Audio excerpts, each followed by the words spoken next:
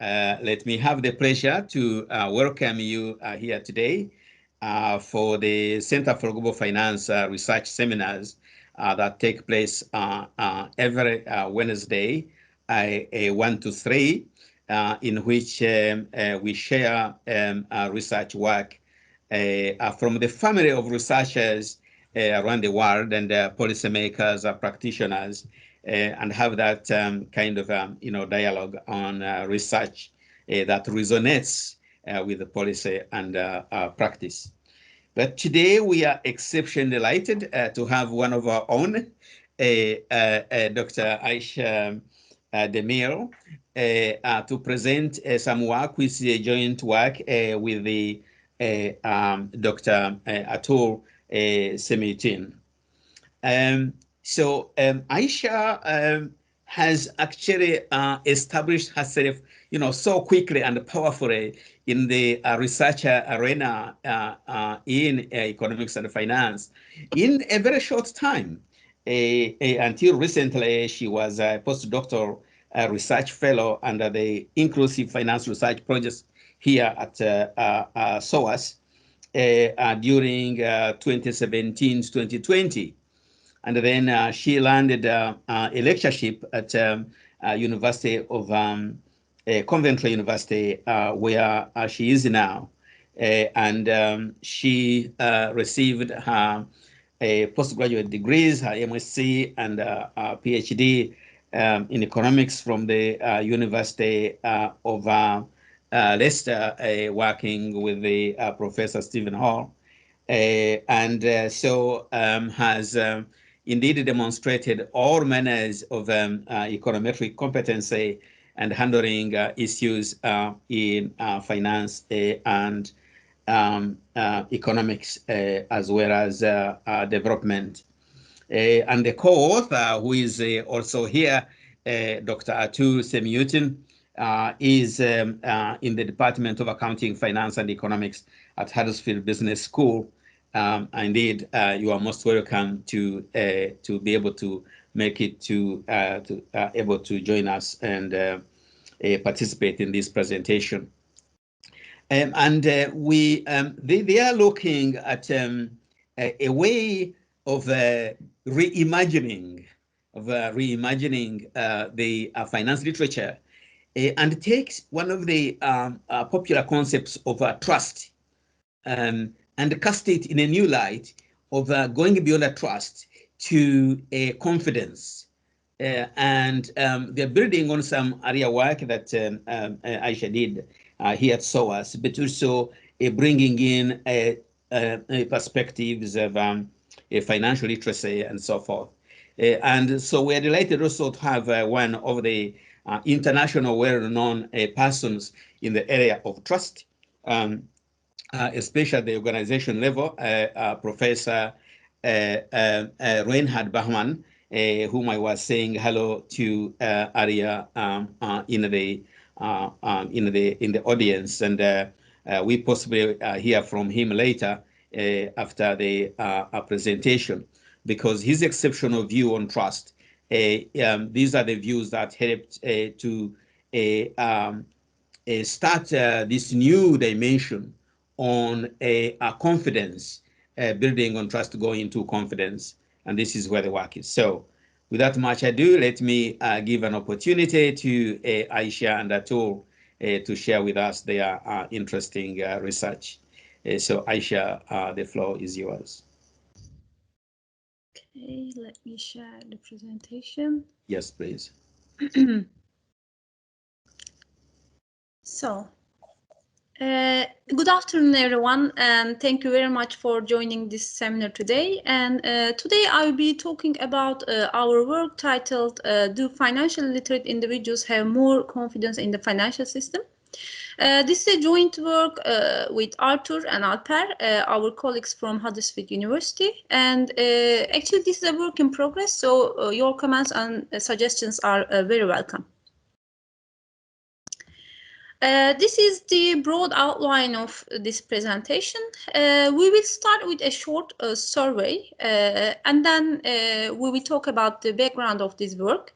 We will continue with the discussion on the literature review, and after that we will present data and method, and then we will provide results and finish by concluding remarks. So this is the survey. You simply click on this link. You can click on this link from your screen, and there are 2 questions in the survey. Once you answer first question, wait for a second question to appear. So just go on the link. There you go. I think that's it. So yes. I'm finalizing now. So I will share my screen to show you the results. Then I will go back to presentation. So this is the result of our survey. Basically, first question actually is an indicator of financial literacy. And first, we want to measure financial literacy level of our audiences, and we could observe that majority of them agree with the statement that I know enough about investments to choose ones that are suitable for my circumstances without consulting a financial advisor. Going to the second survey question. So I have confidence in the UK financial services industry. So this is financial confidence measure. And again, we observe that majority of our audiences agree that they have confidence in the UK financial services. So this is actually an initial implication on the relationship between financial literacy and financial confidence. We observe that more financial literacy also brings more confidence in the financial system for our sample in our audiences. So yes. I will go back to our presentation. We will now try to show evidently whether our argument in the survey is also holds through empirical and econometric analysis. Okay, so actually, public's confidence in financial institutions and system is a vital for well-functioning economy, and a drop in the public's confidence in the financial system, as observed in 2007 and 2009 global financial crisis, has several potential consequences. So, first of all, it may undermine financial stability, and in the worst case, it may even lead to bank runs. And low confidence may also damage financial service industry. And if the industry is not being confident, then clients will choose to engage less, which in turn will damage both the industry and the economy. And this is by reducing the availability of capital for productive purposes, and therefore has a potential to cause a negative spillover effects on the wider economy. So, governments strive for strengthening public confidence in the financial system by providing safety nets and bailouts, as widely observed during global financial crisis, that is at the expense of taxpayer. So, in the aftermath of the global financial crisis, it is advocated that improving financial literacy levels in the society through financial education and increasing awareness could contribute into public's confidence in the financial system, and this will also support financial stability. What is financial literacy? Financial literacy is defined as individuals' ability of understanding financial products and concepts, and financial risks and opportunities, and make informed choices according to accumulate savings, diverse assets, and purchase insurance. So in order to achieve this goal, to increase the financial literacy level, OECD has launched the work on national strategies for financial education in 2009, which aims to integrate financial education into curriculum in primary and secondary education.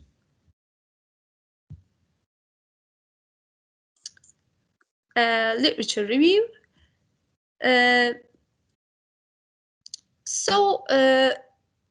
Although the significance has been highlighted by several national and international organizations, our understanding of the role of financial literacy on confidence in the financial system is exceptionally limited, as there is a dearth of empirical evidence on this area. So only few studies test this nexus. So these are Lemaitre et al., Hansen, and Wander Kurujan et al., 2019. So Lemaitre et al. Look at this relationship for Spain, and they find a positive relationship between financial literacy and trust in the financial system. And they use linear regression, and so their results indicate a positive relationship between these two. Hansen, he does an empirical and a theoretical work, and he does work for the individual survey data for Denmark. Again, he look at the relationship between trust in financial institutions and financial knowledge by using linear regression, and his results also indicate a positive relationship between financial literacy and trust in financial institutions. So Wander Kurujan et al., 2019, this is an empirical work. They do their analysis for Netherlands households, and their dependent variables trust in financial institutions, and independent variable is financial literacy. They use random effects ordered logistic regressions, and their results also indicate a positive relationship between financial literacy and trust in financial institutions. So based on the foregoing discussion on the literature, we also hypothesize in our work that financial literacy has a positive impact on the confidence in financial system. So what are the gaps that we identify in this literature?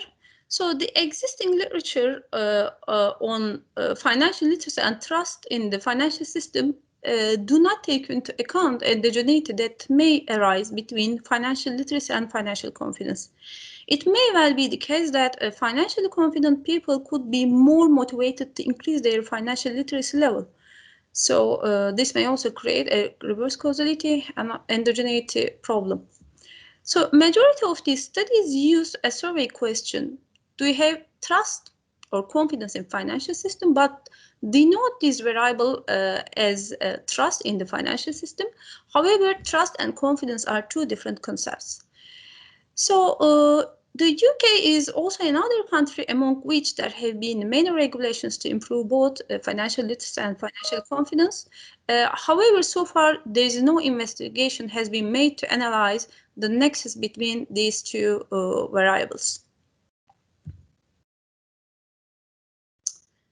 So in this paper, we aim to contribute to the literature in the following points. First, we tackle a potential endogeneity problem due to the self-scored financial literacy bias that may arise between financial literacy and confidence in the financial system.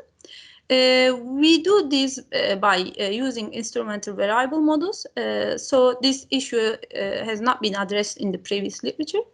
Second, we use confidence rather than trust because when we talk about system. There is a conceptual difference between confidence and trust. So when we talk about the concept that indicates that feeling in the system, we use confidence. Trust, on the other hand, is a concept that is used to explain for more one-to-one relations. That's why we refrain to use the word trust and we rather use confidence. Third, we utilize regression trees and random forests that are innovative methods utilized in this literature for the first time. And it will also provide a better understanding of the estimations results.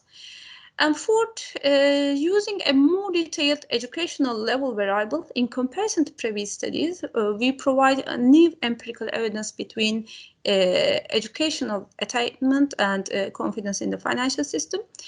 And finally, we also provide the first UK evidence utilizing a novel data set with a sample size of 8,230 individuals. So I will leave the rest of the presentation to my co-author, Artur. So. Can you go to the next slide, please, Ayse? Thank you very much.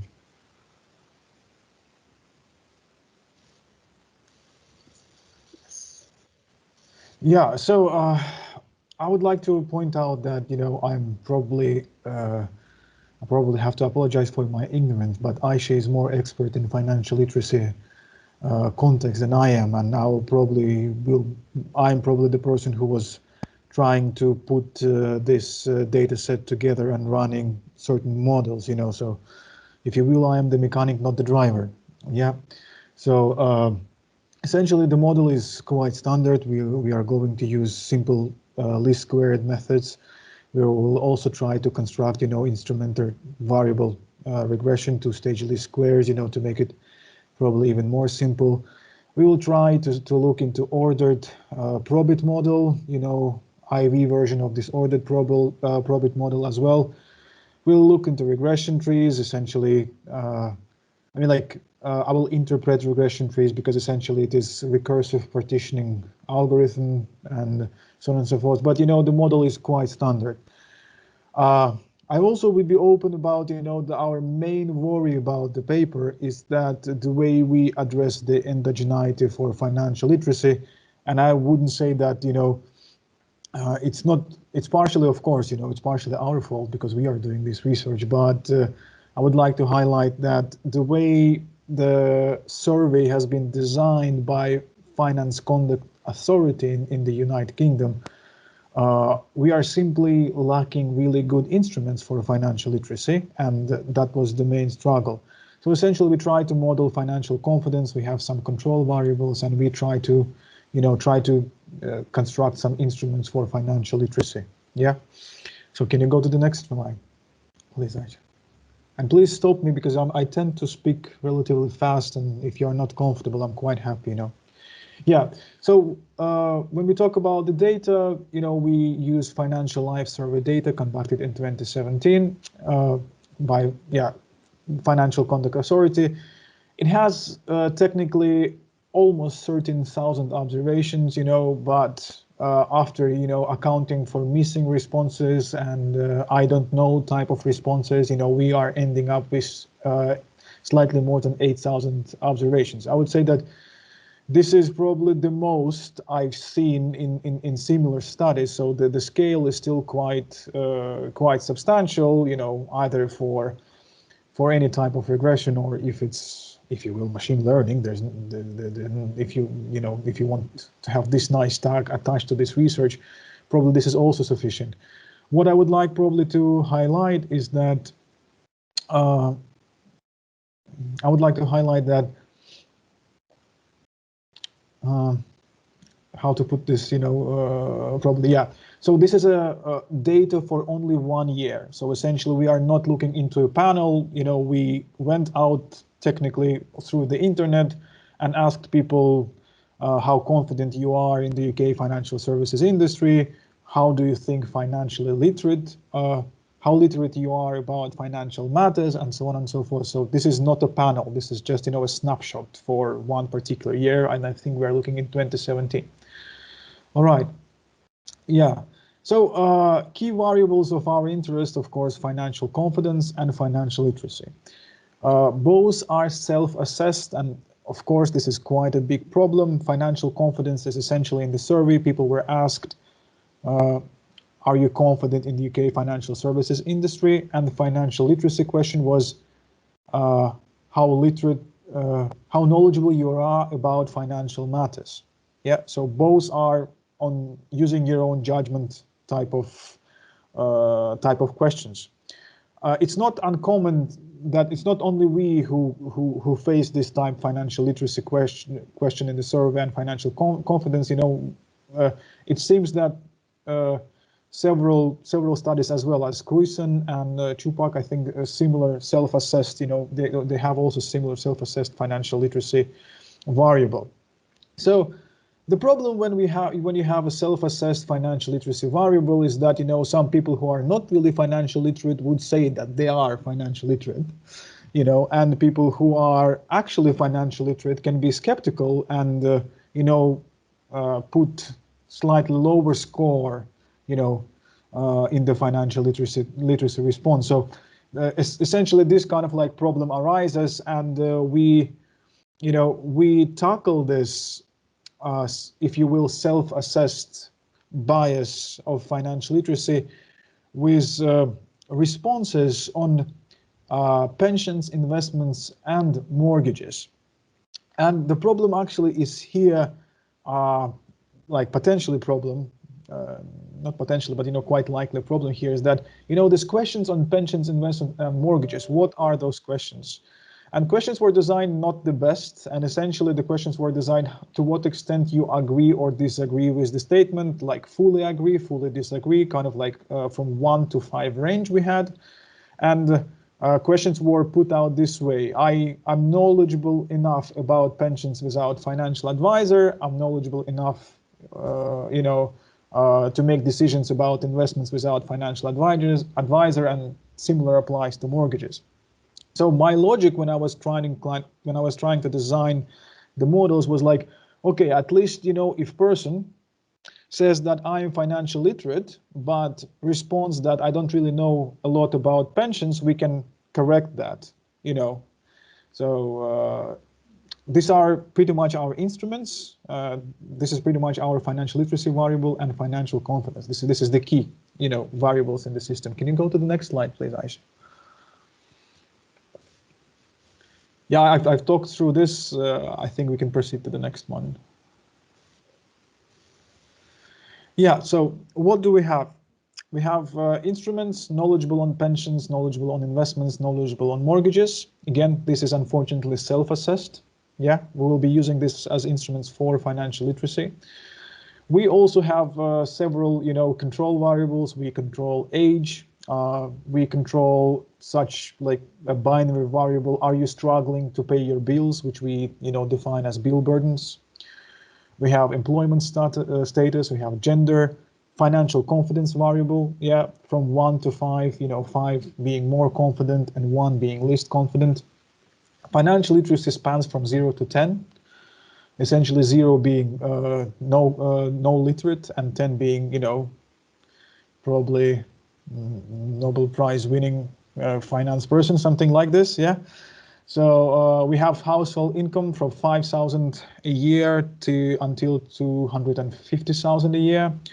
Income earner status, loan borrowing, if people are married, if they have a mortgage, we have their ethnicity, and essentially the way we do it, you know, we categorize it 0 to 1. We put white, non-white, kind of like minority, kind of like variable. We have risk aversion parameter, which is essentially measured by the question, I'd rather be safe than sorry. To what extent you agree with this? And it's pretty much a risk aversion. 5, you know, you fully agree. 1, you agree less. And pension scheme participation status, I think if it is, I'm not really confident, actually Alper may know this better because dataset comes from him, but I think this was apart from regular state pension, if you have any other pension scheme, like kind of like participation status. So again, a dummy variable here. So pretty much this is our dataset in the nutshell. Can you go to the next slide, please?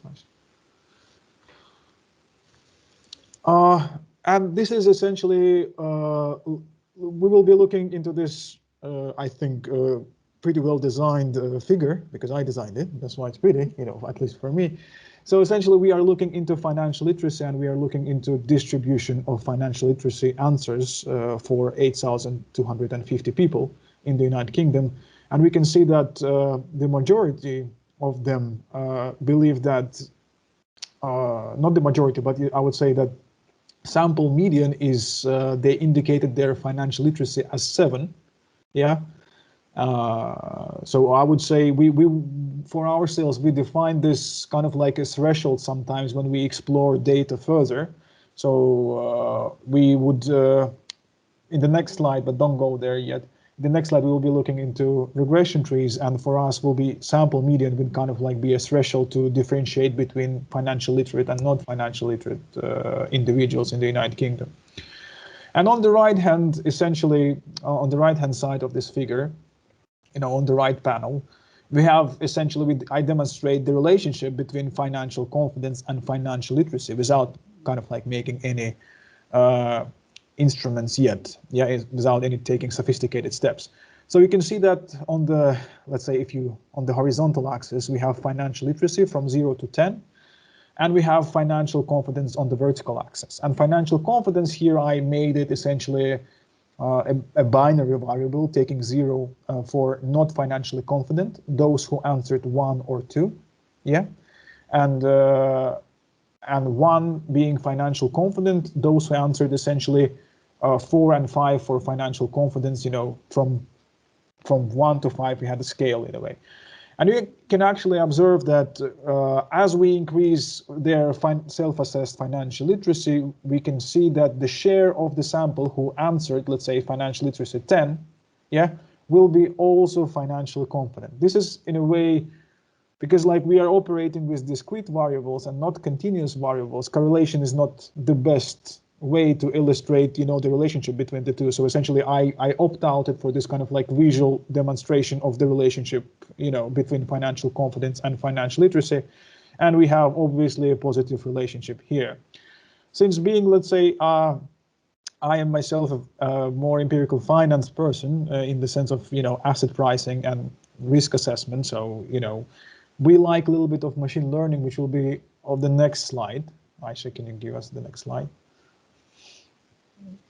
Yeah, so these are regression trees, and what kind of purpose they serve in our research, and why do I use them? Essentially, this is an algorithm that allows, and I will feed data to the computer, and I will ask a computer, okay, what do you think is important for modeling financial literacy? Of course, we have to understand that, you know, computer doesn't use any theory, and the only thing that matters for a computer is precision accuracy. Yeah. And if you look at the bottom tree, you can see that the computer picks up the bottom tree is for financial literacy, and the top tree is for financial confidence. The way these trees are organized, the higher the variable in the tree hierarchy, yeah, the more important it is from computer's perspective to model financial literacy. So on the top, we have knowledgeable on mortgages, essentially self-assessed knowledge on mortgages. Next node indicates investment, and the third node indicates pensions. So essentially from the computer perspective, computer says, okay, if you want to model financial literacy, you have to use mortgages, investments, and pension information. You know, so these are the best variables for that. Don't go there yet, Ayse. Yeah, so this is kind of like an illustration. How do we interpret the tree? So if you, let's say, I'm looking at the bottom tree, yeah. So you see that there is mortgages and there is condition, mortgages less than 3.5. So if mortgage is less than 3.5, and if this condition is fulfilled, I have to move to the left of the tree. If condition is not fulfilled, yeah, I have to move to the right of the tree. So for example, how do I interpret the tree? And because like essentially it tells me what's there in the sample, what our relationship are in the sample potentially. And again, we know that correlation doesn't mean causation, and you know, but this is machine, you know, it works based on correlation assumption only. So Mortgages less than 3.5, and essentially those who are very comfortable, you know, dealing with mortgages without financial advisors, yeah.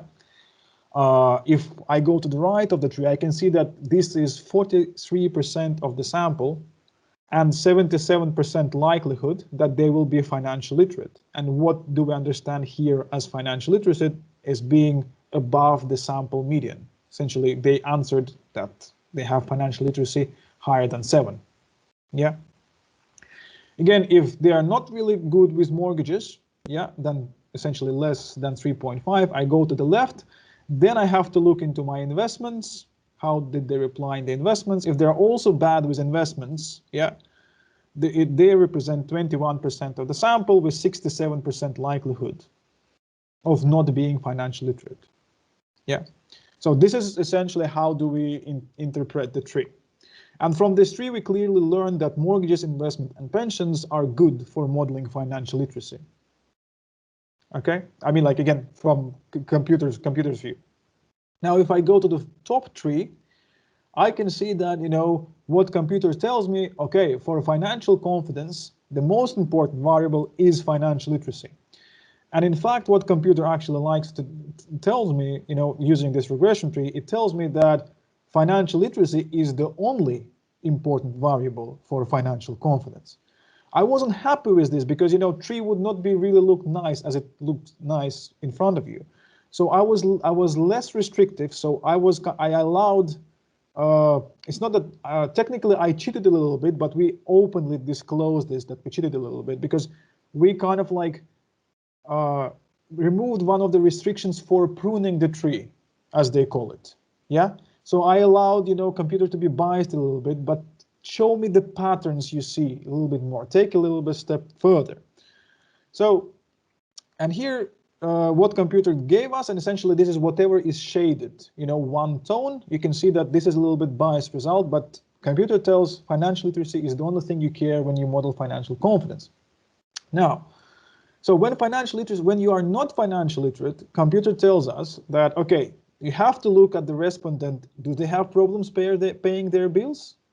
If they have problems paying their bills, they will not be financial confident. Okay. However, if they are not financial literate, they do not have problems paying their bills, you have to look into their education. And essentially, what we actually identified, and this is, we believe, I'll go to the next slide, and of course, you know, we will discuss a main problem of this work, the design of the survey. Yeah, but essentially, what do we find here? We find that we have individuals who are not financially literate, who are well educated, yeah, but they are not confident in the financial system from this regression tree. So this is, we actually found this fascinating. We kind of like thought, oh, probably people who are, let's say, educated, and our regressions will show that people who have a master's or PhD actually become skeptical about financial system in the United Kingdom. Yeah, and these people who are not literate, educated, and we believe that, you know, for regulators, this is the potential target because, you know, I think it's a lot easier to educated people with some educational background. You know, you again, to raise education level of education, you know, financial education in this case, of people who are educated would be easier. You know, this is a potentially target audience, and I would like to highlight that this is quite a notable part of the sample. This is 22% of the sample who are not financially literate, who think they are not financially literate, but are educated and not confident. Okay, so this is what computer told us. You know, you don't have to be like an Albert Einstein you just feed data to the computer and you get the results. You know, it's up to interpretation now. If you move on to the next slide, Ayse. So here we are looking into standard one-stage, two-stage kind of like OLS and two-stage least squares in a way. All right, instrumental variable regression. First we regress without any instruments. We regress financial literacy on financial confidence, and essentially we obtain quite expected results. We find a positive relationship between financial literacy and financial confidence. What is interesting, we find that risk-averse people, the more risk-averse you are, the more confidence you have in the financial in the financial system of the United Kingdom. Education actually demonstrates exactly what we saw in the regression tree, and essentially we see that we kind of like observe a U shape in education, and education 0-0. I think this is at this stage I don't recall exactly which education stands for, but it's not like levels of education. Education 0-0, it's something very basic, something like A levels only or something like this. And education 50, it's not university degree, it's master's and PhD only. Yeah. So we probably have college and university degree and professional degree somewhere 10, 30, and 40, something like this. So essentially we do observe that people who have masters and PhD, who have the highest, top tier education level, we have a negative relationship with financial confidence. We actually believe that they become skeptical, I guess, in a way. What is concerning, the only thing that concerns me here, age, we have a U shape again. Yeah, the older you are, the more kind of like confident you are in a way. The more money you earn, again, we also have U shape for income. The more income you make, the more confident you are in the financial system. And again, this is true if we take an instrumental variable approach, or we just do a simple OLS regression. The only thing that concerns me a little bit is that if you are minority, we observe that minorities on average are more confident in the financial system. I mean, like, I don't really have a good interpretation of that. I don't really understand why it is the case, because I'm not an expert in financial literacy, but my ignorant opinion was that minority would be the other way around. All right, so again, if speaking about when we try to use self-assessed knowledge on investments, pensions, and mortgages for financial literacy as instrument, and do some basic diagnostic statistics like how Hausman-Wu and Sargent test. Essentially, we have an over-identification problem if we include all three, and we believe that that the best model is when we include knowledge on investments and knowledge on pensions as instruments for financial literacy. And essentially, this is model 4. Yeah, so we kind of like from our analysis, we say that our best results are represented in IV4 column, which again confirms similar result when we run a simple OLS regression. Okay, if we can proceed to the next slide, Ayse, please. Yeah, here we have, again, I was interested in looking into marginal effects of having additional, if I answer my financial literacy, if I have an additional financial literacy score, how probability of being financial confident 1, financial confident 2, 3, and 4, changes with this. So the first column, which is O-probit, which is ordered probit model, essentially we don't take any instruments here. We just regress, financial literacy on financial confidence, and we observe that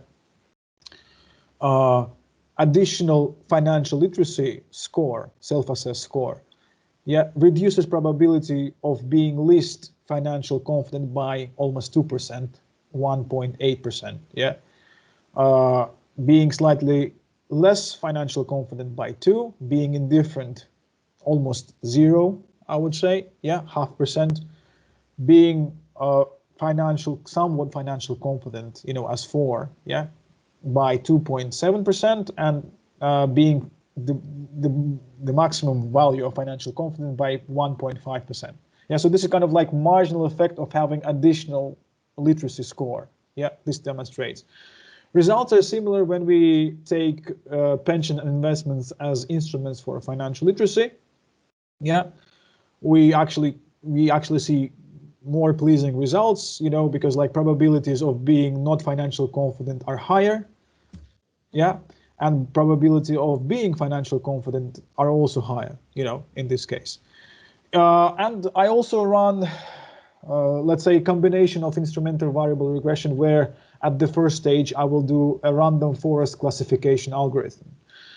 Why did I do this? Essentially, what is random forest? You try to build, in our case, 500 trees for each one. Yeah, random 500 trees. And each regression that you see here, standard errors are bootstrapped. So essentially, what did I do? Each random forest will run 500 trees to kind of like make best possible financial literacy prediction. Yeah, from 0 to 10 for each individual. And I will also bootstrap this 1,000 times. So essentially, this is kind of like a simulation for robustness test, you know, assessment of the relationship between the two. Because there are many kind of like trees and there are many replications of the same procedure. Essentially, we are bootstrapping standard errors here. Just I wanted to see for myself, it doesn't add any particular kind of like a theoretical value, but to me it was a robustness check. Okay, let's play with the sample, you know, try to mix and, mix and match and try to see whether any signs will be different, any coefficients will be different. And pretty much we observe, you know, the same consistency.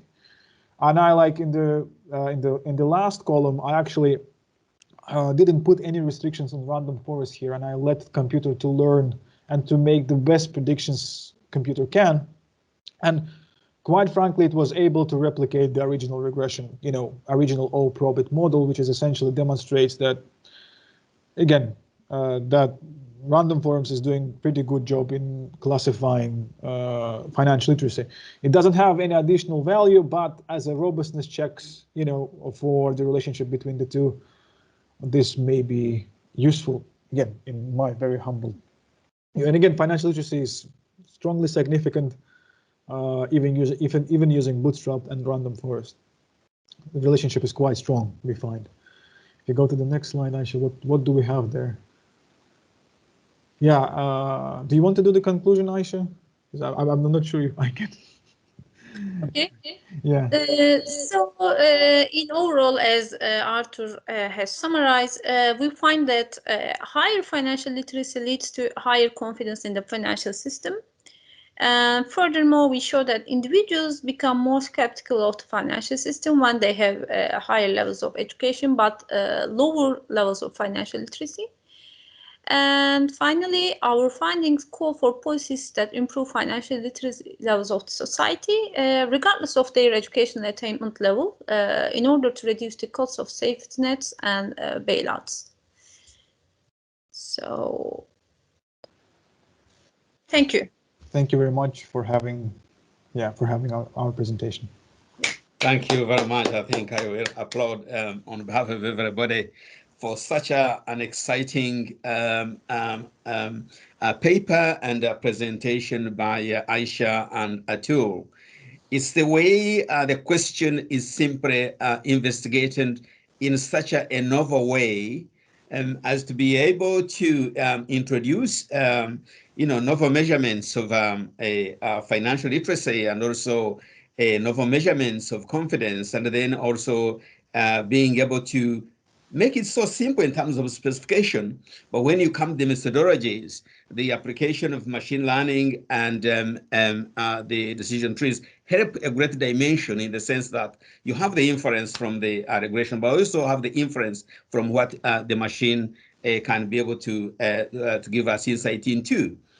And of course, at the end of it, we get such an interesting result. I think the last line I really liked so much because, showing that, okay, your education levels are important, but actually it may help a great deal to improve overall financial literacy, regardless of the education attainment levels. And that would have its many benefits of financial stability, which is reducing the cost of bailouts and indebtedness in individual financial holdings. So well-motivated piece of work. very credible research methodology and absolutely interesting findings that could pave the way even for more work. So excellent, excellent work. But as Ayse and Artur mentioned, it is work in progress. And let's try to get some comments on every aspect of this paper, and that way this paper can be enhanced in many ways, even further thinking about some of those issues. So I will reserve my comments the last. Let me give an opportunity to all the participants. And we are so fortunate today in the group here in the audience. We have top researchers from universities all around the world. We have practitioners. In particular, I just want to mention our guests from the African Development Bank, Guy Menon, Muazu Ibrahim, and Alain Stefan Mulot from the Making Finance work at the African Development Bank, who have been able to come, and including, of course, the other usual participants who are with us. So let me take the first comment actually from an experienced practitioner, Bob, and then I'll come to you, Jeffrey. So Bob. Thank you, and thank you for this really interesting paper and needed research in the UK, where there is the least amount of data in many ways. Quite surprisingly, banks have to provide almost no data on who their clients are, by geography or type of product, which in the US, under the Community Reinvestment Act, it's very granular data, right down to street address. But I would just wanted to refer you to some work done in the US based on international work called, and there's a book, The Financial Diaries, How American Families Cope in an Uncertain World, Jonathan Murdoch and others from NYU. That was based on a book called Financial Diaries of the Poor, which was done international. And, one of the things it shows is that many people of low income, they have such a high velocity of use of money because of their need. One, they're in the cash market more, cash economy. Secondly, they're juggling all the time, that they're very conscious of the value and time value of money. They may not have access to many of the tools that the middle class have in terms of the selection of banks, the numbers of creditors. They're excluded from many of those. But their understanding of money and the implications of not having it or managing it well sometimes is much greater than children, particularly of the middle class, who have not been raised managing their funds or seeing their parents manage it that way. And they can often become over indebted as young adults. So I think it's quite an interesting experience. Ours has also been some of the most vulnerable communities have learned to manage money as well as one could expect when they have so little of it, and they're excluded from many of the financial services that are there for people with higher credit scores, retirement savings. They don't have the history of those products, but nor do they have the certainty of income, because very often they have more volatility in their income than the middle class does. So they've had to be able to adjust all the time. It's very interesting work. I really look forward to it. And if I see more work that was done in the US on similar populations, I'll be sure to share it with you. Thank you very much, Bob, for that absolutely interesting and helpful insight, and also the work of citing Jonathan Murdoch work at NYU. Much appreciated. And I don't know, this was honestly a constructive comment. I don't know whether Ayse or Artur, you want to respond, given that, the comment rather than a question. Yes, Bob, thanks so much. Actually, what I want to learn is that I want to get the links of the papers and other sources that you highlighted, so we can maybe have an email exchange so that we communicate from there. That's sure. And then for everybody else, there's also something the FDIC puts out every 2 years in America. The FDIC is one of our regulators and insures all deposits. It's the Federal Depository Insurance Corporation. It's a U.S. agency. It's called a survey. It's a bank of the unbanked and underserved, and it's done with the U.S. Census. And it has a great deal of granular data on households and those that use financial services and those who don't. And it also surveys the reasons people do or don't. And you'll see numbers of immigrants by race, people with disabilities, all the segments you're talking about, their use of financial services. And it's very comprehensive research done with the U.S. Census Bureau. So I'll be glad to provide both those links because it'd be good for your literature anyway. Thank you very much. Thank you, Bob. Thank you. Yeah, thank you again, Bob and Ayse and Artur for the response. Yeah, it may be an implication of this that as this study is focusing on the UK, the component of the unbanked in the UK, which is not a negligible component, is excluded from this study for the purpose of the survey, because the focus is on the three main instruments: pensions, investment, and mortgages. And so that may exclude some sections of the UK community. Okay, Jeffrey. Yeah. Hello. My one is a quick comment. First of all, thank you, Ayse, and the co-author for the paper. It's very interesting and like upgrade from the general literature on in this area.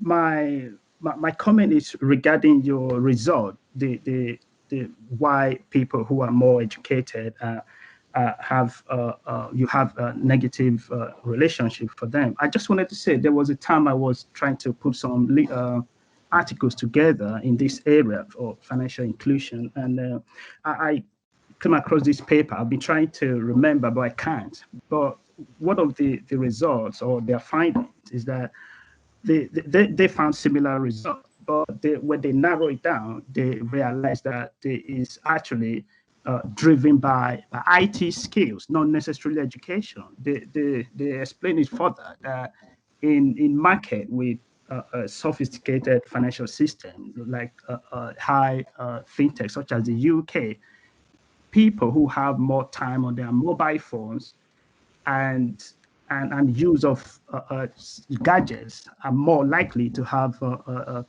more confidence in the financial system, unlike people with PhD and all that, which you explained. They hardly have time on this sort of thing because of their career and all that. So I was wondering if you can explore that area, see if that provide more understanding and insight into your report. Thank you.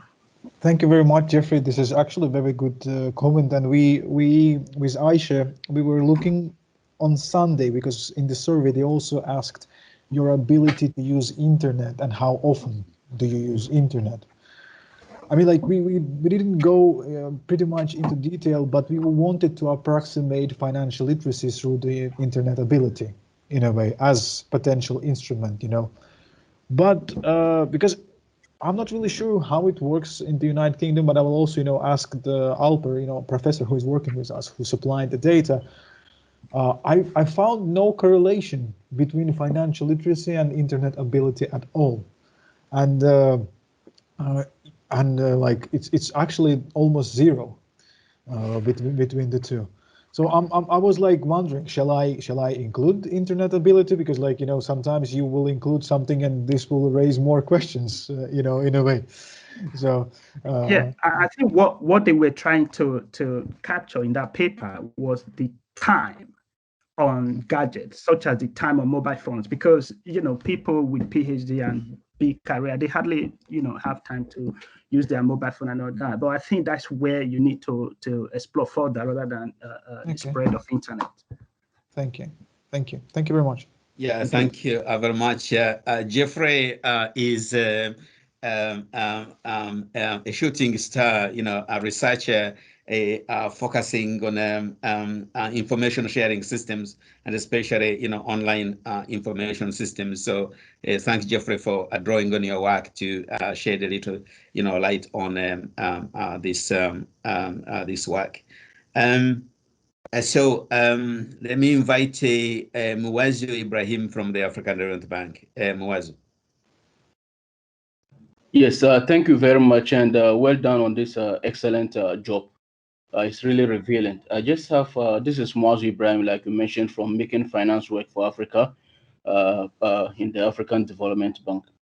Just some two quick issues. I'm just wondering about the applicability of this particular study in the context of Africa, given the low level of educational level, especially when you are looking at number of years of schooling or net or gross enrollment rate, in relation to the UK system, which has relatively, solid educational level and almost near or over 100% access to education in terms of enrollment. So I'm just looking at how this can be applicable in the context of the resource, how this can be applicable to Africa. The second one also has to do with the key finding that higher financial literacy is actually good for building confidence in the financial systems. So which means that once you have an improved level of financial literacy overall, your ability to have confidence in the financial system is expected to improve. Just some quick issue that I also want to hear from you. Don't you think there could be some kind of non-linearity in that relationship? Because the level of confidence someone may have in the financial system may differ given the extent of the financial literacy. Of course, we may not expect someone with a lower level of education to have the same level of confidence in the financial system compared to someone with a relatively higher level of education. So the argument is, for instance, there should be some minimum level of education or financial literacy that someone should have, above which the person may have that kind of higher confidence in the financial system. I understand this particular study is entirely for the UK, which has relatively well-developed financial systems compared to Africa. So in the case of Africa, on one hand, we have low level of education compared to UK. On the other hand, too, we also have low level of financial systems compared to that of the UK. So which means that if we are to actually replicate or trying to generalize this, specifically, an improvement in the low level of educational system in Africa is expected to build confidence in the financial systems in Africa. Already the financial system is actually low. The bottom line that I'm trying to see is, don't you think there is some kind of a non-linear relationship between financial literacy and financial confidence, such that financial confidence, having financial confidence in the financial system may be insensitive once you have certain number, or once you have you haven't attained a certain minimum level of financial literacy compared to an individual with relatively higher financial literacy, which is above that particular level of threshold. Thank you so much for this excellent study. Ayse, do you think you can answer? Yes, actually,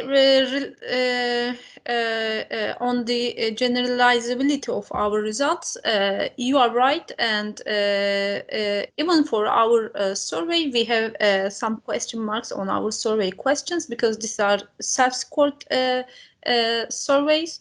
So even for maybe UK, these are not that much reliable results. So yes, there is question mark on that, and of course the characteristics of each country plays a huge role in shaping this relationship. So yeah, I agree with that point. So for second question, Artur, maybe you can answer. Yeah, financial literacy having non-linear relationship with financial confidence. Again, I think this is, in my view, again, I will not try to get into technical, answer, but I think the two overlap substantially, and I think this is very much context dependent. My guess is that you may not be very well financially literate and being, let's say, from I don't know, Canada, United States. You can have if you will, general higher trust in your institutions, quality of institutions in the country. While in Africa, let's say, if not being less financially educated, you may not have the same base level of trust. So I fully agree with you that different contexts, and if I would probably running similar estimations in African context, I would have to take this into account. And that's probably the best response I can give, unfortunately. Yeah. Thanks, Mwazu, and thanks, Ayse and Artur, for this response. I think one of the benefits of this seminar is not only to commend the work, but also that the research presented here can ignite some further research from the participants. And this is why I want to thank Mwazu for raising this question of possible application to Africa. Indeed, I think that, both in the approach and the questions could have great application. Maybe with the a slight twist. Why do I say this? The focus of this work was in terms of the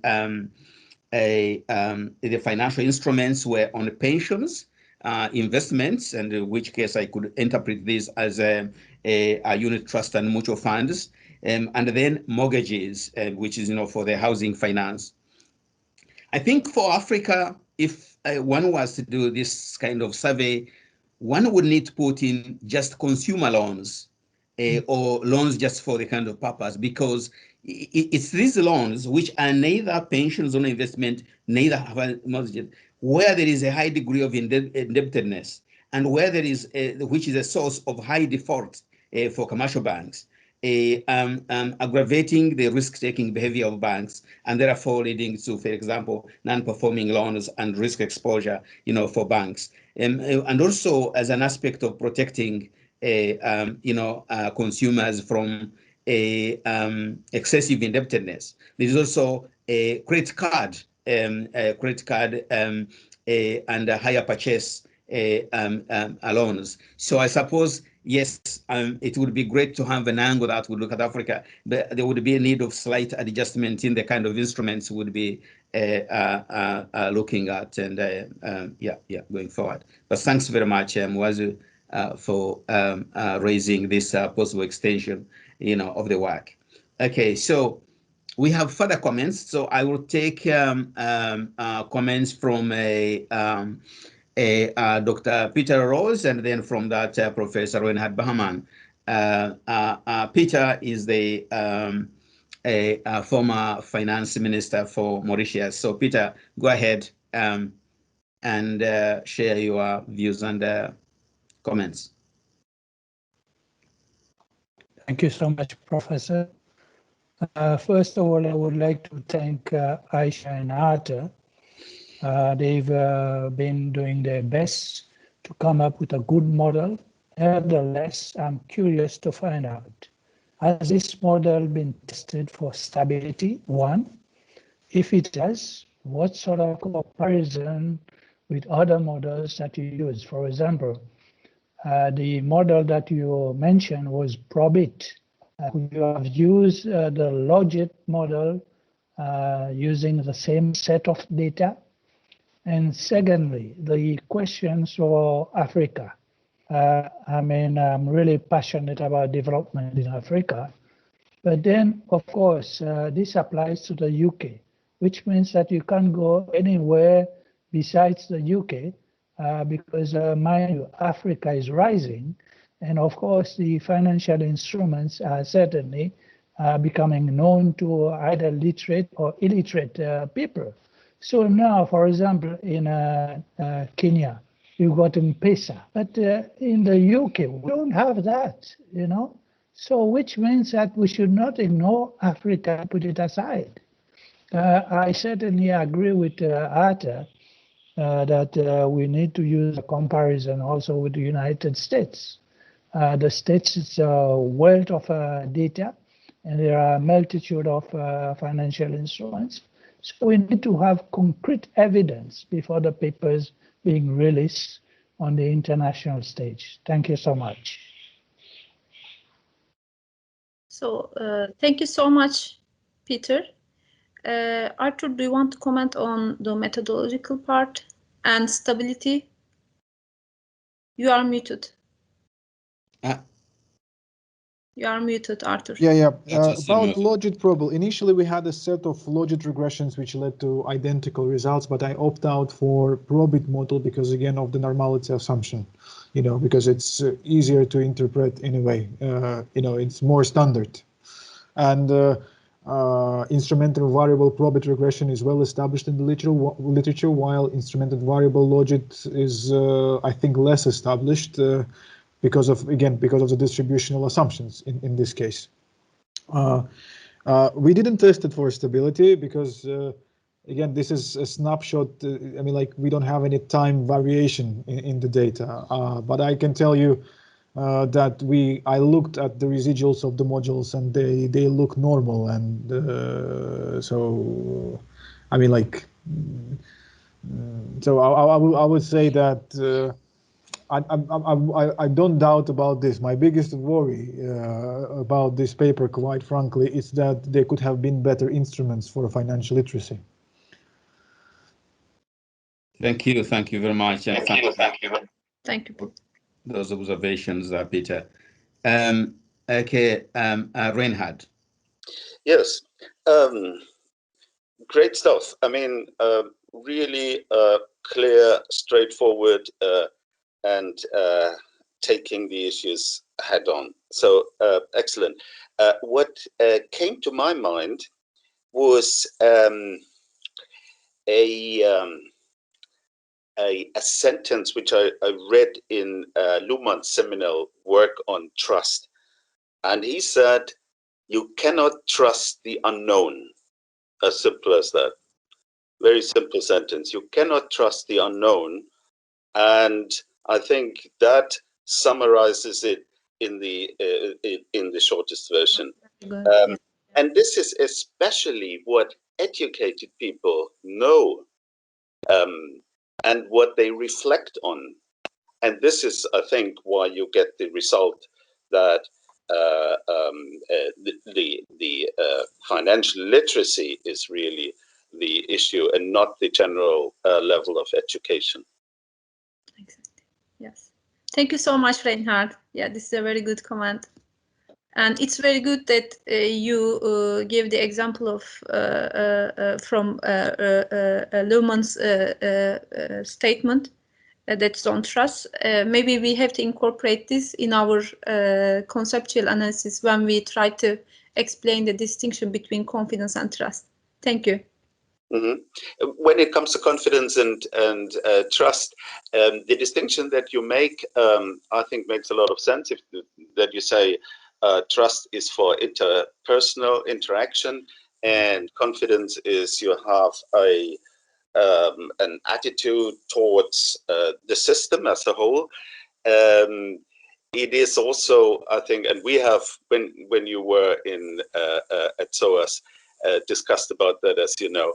And I've also often suggested that trust is more of an active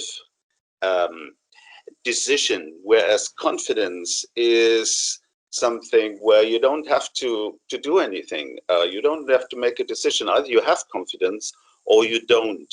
You see, that is something what also came to my mind when you explained this difference.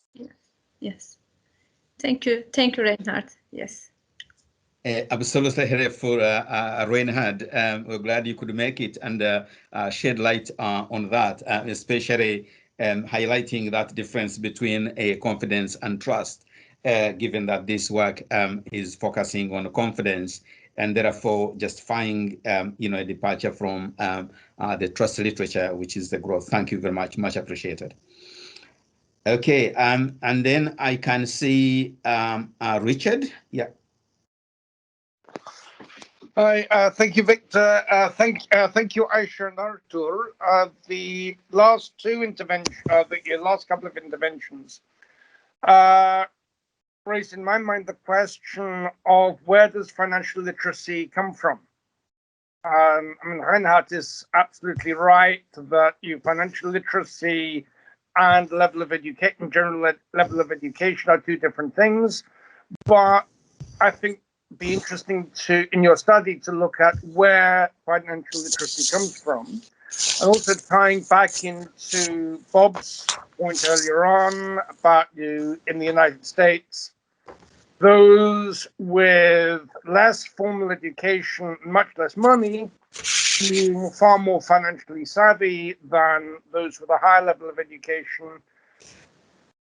I wonder to what extent it depends on what you're talking about. So a truck driver is highly skilled, highly literate in managing the budget for his or her family. And in the United States, the truck driver is normally his family. But in terms of the products that Ayse was talking about, Ayse and Artur were talking about, the mortgages, investments, and pensions. Some of them, those with lower levels of education might have less knowledge of some of the more intricate financial products. So I wonder whether you'd be interested in incorporating some of that into your study. What do we mean by financial literacy? Where does financial literacy come from? And to what extent are the three measurements the three variables that you pick on good measures of financial literacy? Yeah. Artur, do you want to say anything, or I can? Thank you for the comment, Richard. But yeah, I think I believe Ayse gave a formal definition of financial literacy at the early stage of this presentation, if I'm not mistaken. That was probably when I was struggling with Teams. Yeah, this slide, the previous slide. Yeah, financial literacy defined as individuals' ability to understand financial products and concepts, financial risk, opportunities, informed choices, savings, diversification, and purchase insurance. The problem is I completely understand what is financial literacy, and we ourselves, we see the problem. We are looking into self-assessed literature, the self-assessed literacy that we kind of like try to instrument with self-assessed knowledge on mortgages, inventions, and pensions, while we've seen different research not linking confidence and literacy necessary, but literacy with other variables, where the surveys by the national authorities that would run these surveys would have been better designed, where people would have been asked simple numerical questions to kind of like get into how good are they with budgeting component, or let's say how good they're in understanding diversification. Yeah. And then you can decompose, the way you want, and you can structure financial literacy the way you want, and you can construct instruments better in a way. Yeah. And you can probably run separate regressions to assess different, different relationship of different components of literacy. But you see, we are limited to the masterpiece by Financial Conduct Authority. So, and we kind of like, we are stick to that. Surprisingly, they conducted recently an additional survey, very similar to what we've done. And I think they learned the lesson, because right now there are a lot better instruments than when we were obtaining the data. And we actually regret that, that the survey that was released in 2020, but available upon a request that has to be approved. It was disappointing to see that they improved survey this year. Yeah. I hope this answers your question.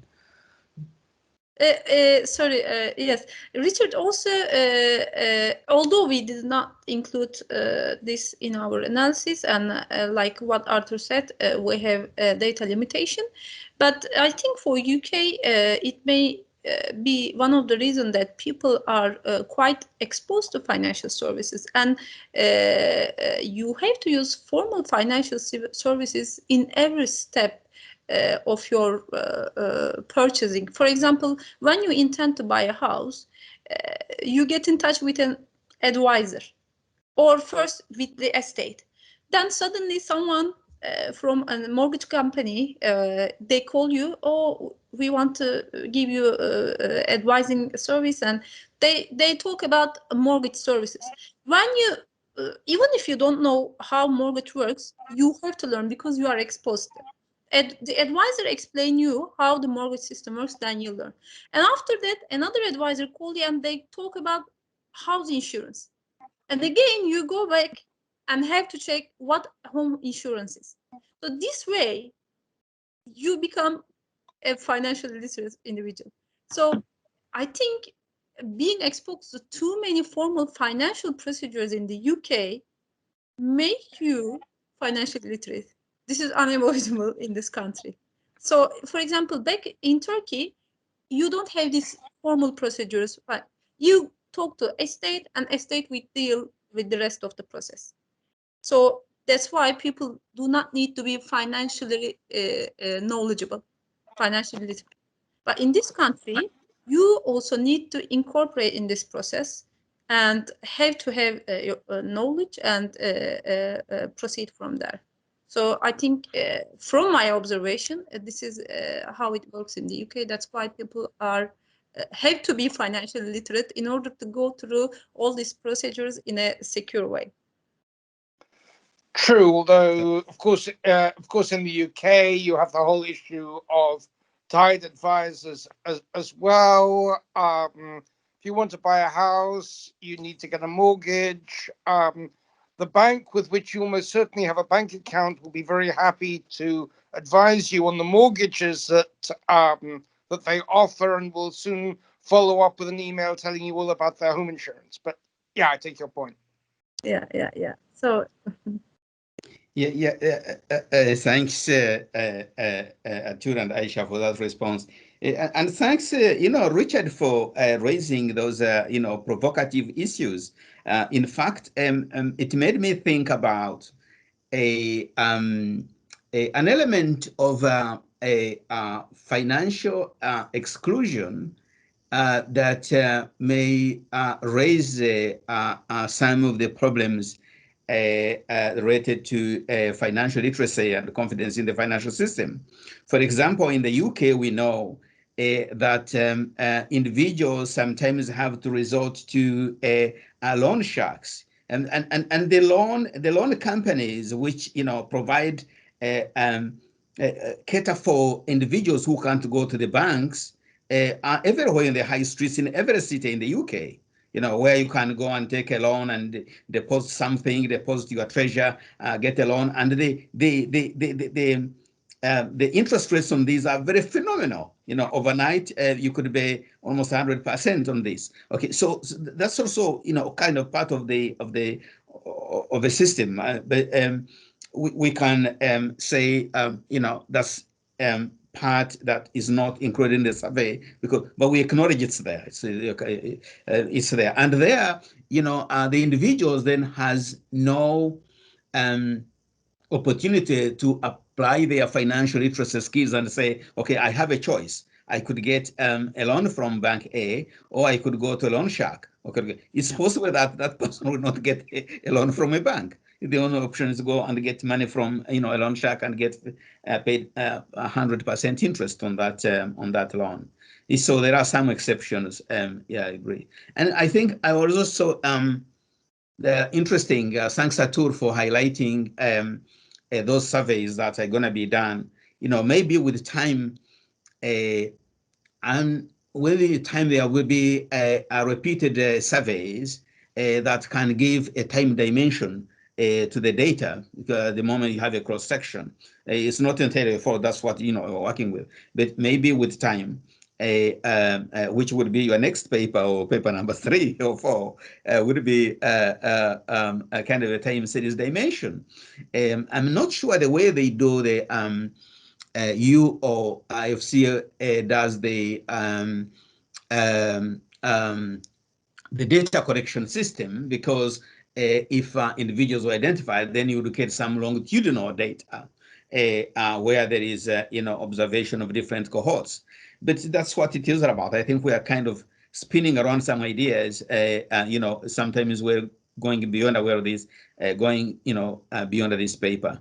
And Victor, if I may, Bob, just as another point for you in the contextual, because I think it was brought up by you as others, if you're not going into lower income people who are not eligible for many of the products we're talking about, they won't be eligible for mortgages.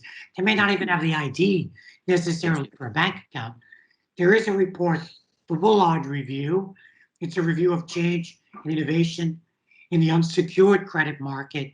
This report came out in February 2021 from the Financial Conduct Authority. This is a very important segment that Victor's talking about.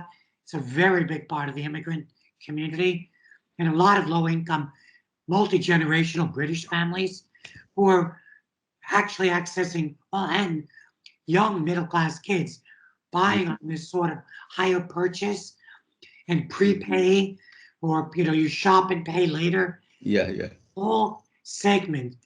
The FCA did this report, came out a month ago. It's very comprehensive. So even if you are not looking at it, I think contextually, this is the biggest vulnerable community. So I would refer back to that too. Yeah, thank you very much. But can you, what's the report title? I'm sorry, yes, I missed that. Sending a link to Meng. Okay. All right. I sent you the other two links too. I don't know how to post them. Well, thank you very much. Okay. Thanks, Bob.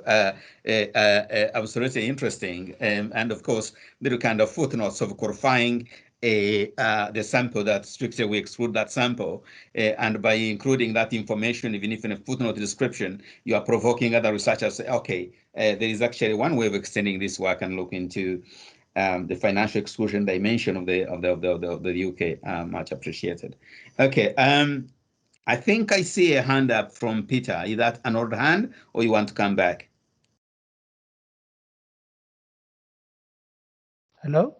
Yes. I want to come back, Professor. Oh, please go ahead. Thank you so much. Yeah. Actually, my questions to both Ayse and Artur.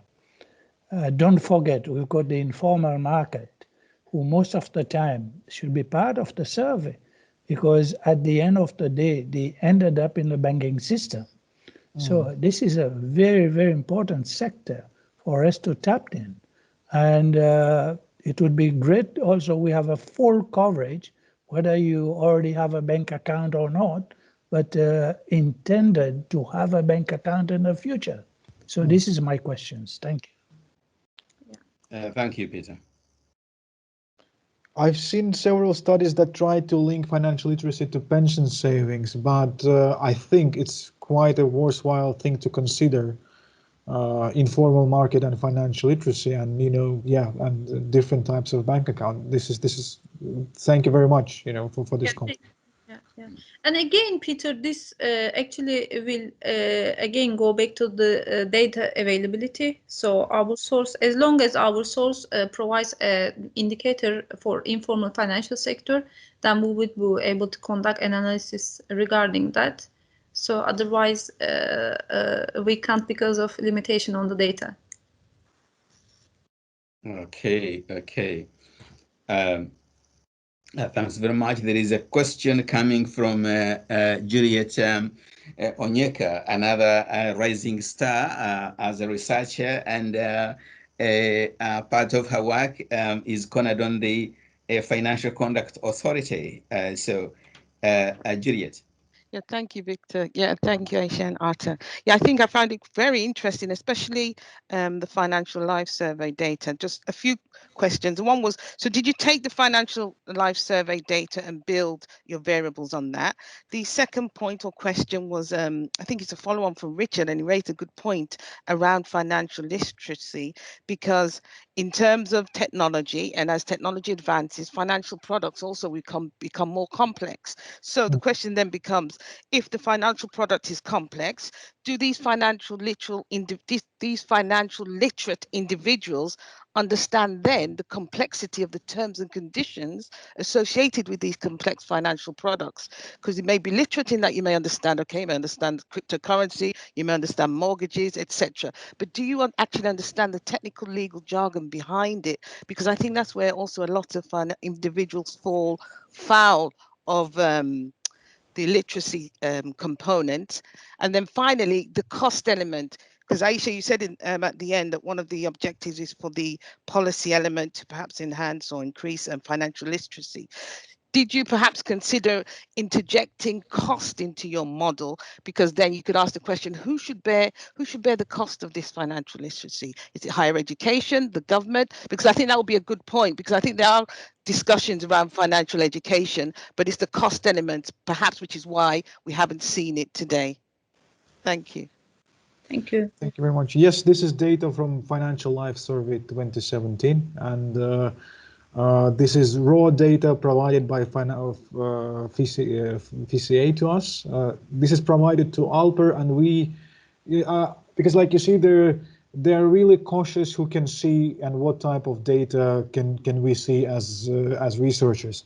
So I don't think I should get access to the data, but me being from the University of Huddersfield, I got only limited access from the professor because, you know, FCA put certain constraints, because like data also includes very detailed information as close as postcode. So I was not able to see the entire survey. So I was able only to see, you know, the snapshots I was allowed to see. In a way, we have some restrictions, you know, because like they're really cautious, you know, that, you know, people could be identified, for example. Yeah. Mm-hmm. So yes, data comes from FCA. Data is transformed from their surveys. The only tweak we did is for financial confidence, because it was, in a way, we made it 1 not confident, the least confident, 5 the most confident. I think it was the other way around in the survey, and we just, you know, made it for convenience from 1 to 5 in a way. So really small modifications from the survey regarding data. And that's why I'm a little bit critical about them. They seem to be a well-respected institution, and I wish they could have designed their first survey a little bit better in a way. Because like I was looking for good instruments. I agree on the cost. I think it's a very good comment. And what else I would say? Technical complexity and terms and condition. I would also probably add patience. Are you patient enough to go through all the documents you provided? You know, like 40 pages accompanying a simple product sometimes. Yeah, to address all the things. And reading several articles and forthcoming article on cryptocurrencies. You know, you don't have to understand something as long as it is a cult. You just follow it. Yeah. True. Maybe another analysis need to be done on the financial literacy levels of the cryptocurrency owners. To what extent they are knowledgeable on how blockchain Exactly. works, and yeah. I'm not sure if we have macroeconomists in the room, but I want to ask people who advocate Bitcoin to be as a new currency, would like to take a credit in a credit-driven economy in Bitcoin? Something that has very limited supply. Yeah. That's useful. You know, thanks Artur and Ayse again for the response, and thanks Juliet for raising those important questions. To add also, Juliet is also part of the FCA, so there is a link to maybe, I don't know whether part of those survey, but has an institutional link with the FCA. And I suppose there will be some other conversation taking place between Artur and Ayse and Juliet outside this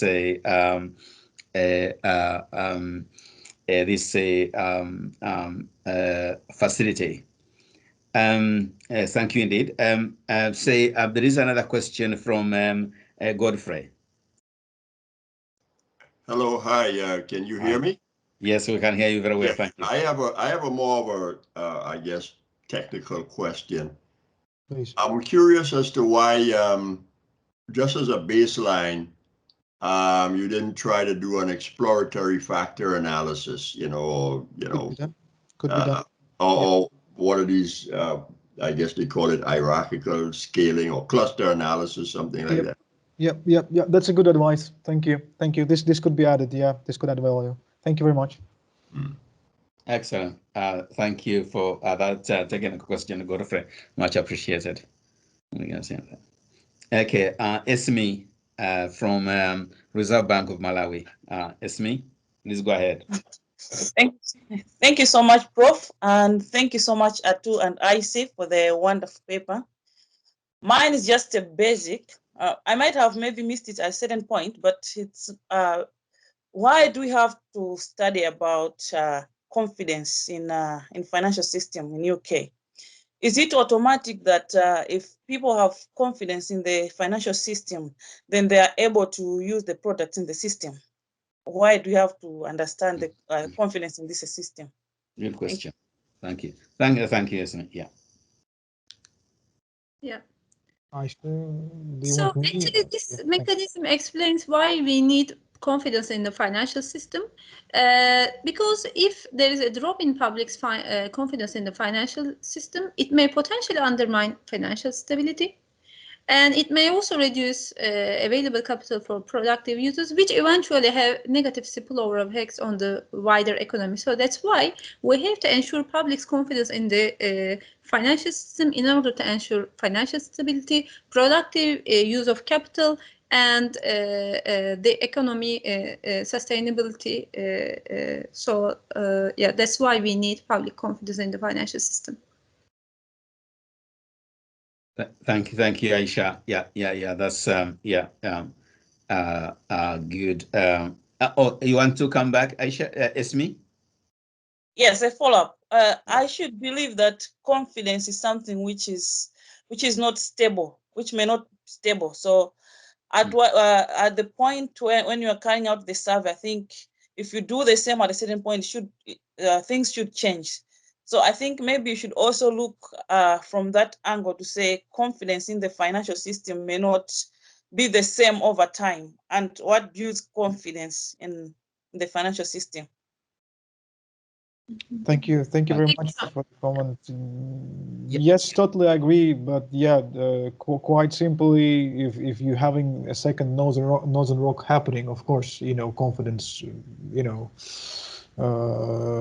confidence will be lower. Yes, my guess is that you're right, but we have to have several spans of confidence and literacy, and preferably the same people who are tracked over the long, relatively long horizon to fully address your comment. I'm not saying that feasibility of this, of implementing this. This is what worries me, but I fully with you here. Thank you indeed, Artur and Ayse, and thanks, Esme, for those important observations. And I guess if we had, time series data, would see the fluctuations in the confidence scores consistent with the Esme hypothesis or Esme's argument. Yeah, thank you. Godfrey, you have a hand up. Is it another hand, or you want to come back? No, sorry, I forgot to take my hand. No problem. Sorry, No. let me do it. Yeah, sorry. Okay. Let's see whether any further comments at all. And I think our interaction has also picked up some of the points that were scattered in the chat room.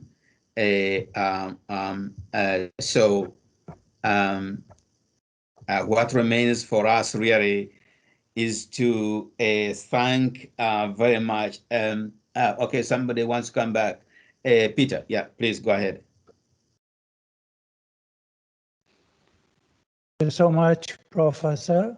One final challenging question is that for us to be able to have a correlation between the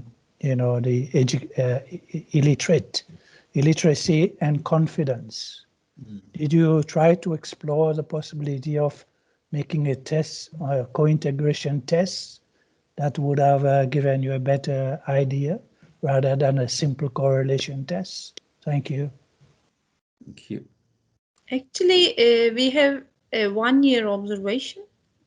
So I'm not sure whether we are able to do a co-integration analysis, because co-integration analysis is more suitable for a time series analysis, and we have a 1 year observation. So we are not able to conduct an co-integration time series analysis for the given sample. Yeah. Thanks, Ayse, for that explanation. For studies which focus on other countries and where the measures of financial literacy and confidence are taken from a secondary data, like in one of the previous papers by Ayse, then it will be possible to do that type of analysis to see convergence in the short run or in the long run, and be able to have an insight into these useful questions, which could be investigated as ideas for further research. Okay, so I just want to thank fundamentally Ayse and Artur for such an interesting paper, and I want to ask you to join me by showing a hand of applause to both Ayse and Artur for such an interesting an interesting piece of work, so clearly presented, and they have both and motivating and likely to spin off further work. So we just wish you the best in completing this paper, and I would guess this will be highly publishable, no doubt, in a very good journal, and also to feedback and into the work of the FCA for impact and the resonance of impact with policymakers, especially the FCA and those organizations that are watching financial literacy and confidence, and even Bank of England for stability, because there is a stability argument as mentioned in the last line of the summary, because I like that last line of the summary loaded with a lot of policy implications. And thank you, all participants. We would never be able to have the seminar without you. So your presence and your generosity in providing the comments is very much appreciated. In the work is in progress. There is no comment that is a small comment, or every comment matters, because it will translate into assuring the referees and the editors of the exposure of this paper to alternative views and alternative insights from other researchers and practitioners. So thank you very much for being able to participate in this seminar. And I do look forward to the meeting same time next week on Wednesday. Until then, okay, bye-bye. Bye. Bye. Bye. Bye.